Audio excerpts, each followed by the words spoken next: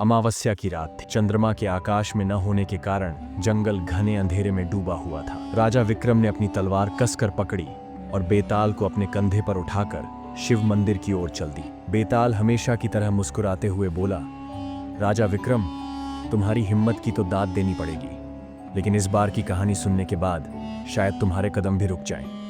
बेताल ने कहानी शुरू की। बहुत समय पहले इसी जंगल में एक रहस्यमय किला था, जिसे लोग शापित किला कहते थे। कहते हैं इस किले में जाने वाला कोई भी व्यक्ति कभी वापस नहीं लौटता। राजा अर्जुन, जो बहुत ही वीर और ज्ञानी थे, ने इस रहस्य को सुलझाने का प्रण लिया। वे अपने सैनिकों के साथ किले तक पहुंचे। किला भले ही बाहर से टूटा फूटा दिखता था, लेकिन अंदर ऐसा लगा जैसे वह किसी दूसरी दुनिया में प्रवेश कर चुके हों। दीवारों पर अनगिनत चित्र थे, जो जैसे उनकी हर हरकत को देख रहे थे। विक्रम ने अपनी चाल धीमी कर दी। अंधेरा और सघन हो गया था। बेताल ने कहानी जारी रखी। अर्जुन और उनके सैनिक जैसे ही किले के मुख्य कक्ष में पहुंचे, अचानक हर दिशा से चीखें सुनाई देने लगीं। उनकी मशालें अपने आप बुझ गईं और पूरा कक्ष ठंड से जमा देने वाला हो गया। अर्जुन ने अपनी तलवार निकाली।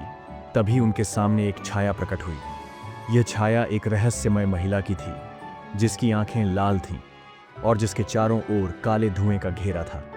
वह बोली, यहां से लौट जाओ, वरना तुम्हारा भी वही हाल होगा जो बाकी सबका हुआ है। लेकिन अर्जुन ने हिम्मत नहीं हारी। अर्जुन ने उस महिला से पूछा कि वह कौन है और यह किला शापित क्यों है। महिला ने हंसते हुए कहा, यह किला मेरी आत्मा का घर है। मुझे एक राजमंत्री ने छल से मार दिया और मेरी आत्मा को यहाँ बांध दिया। अब मैं हर आने वाले को अपनी शक्ति बढ़ाने के लिए मार देती हूँ। अगर तुम मुझे मुक्त करना चाहते हो तो तुम्हें एक कठिन चुनौती का सामना करना होगा। बेताल ने विक्रम की ओर देखा और कहा, राजा विक्रम, क्या तुम जानते हो कि अर्जुन ने क्या किया होगा? विक्रम ने चुप्पी साधे रखी। बेताल ने कहानी आगे बढ़ाई। अर्जुन ने चुनौती स्वीकार की।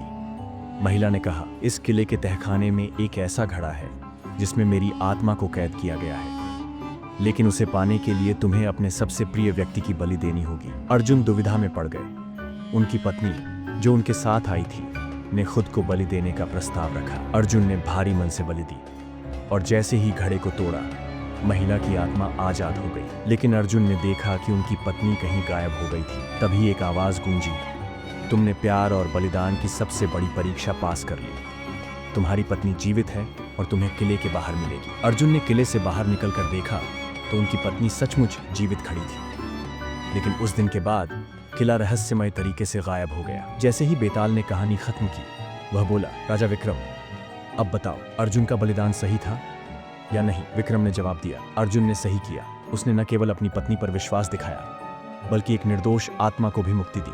बेताल हंस पड़ा, राजा, तुम्हारा जवाब सही है, लेकिन इस कहानी का एक हिस्सा मैंने छुपाया है। जिस दिन अर्जुन ने आत्मा को मुक्त किया, उसी दिन वह आत्मा एक और शाप छोड़ गई। जो भी इस जंगल से गुजरेगा, उसे यह कहानी हर अमावस्या की रात सुननी पड़ेगी, और वह आत्मा आज भी कहीं न कहीं इस जंगल में भटक रही है। इतना कहते ही बेताल गायब हो गया।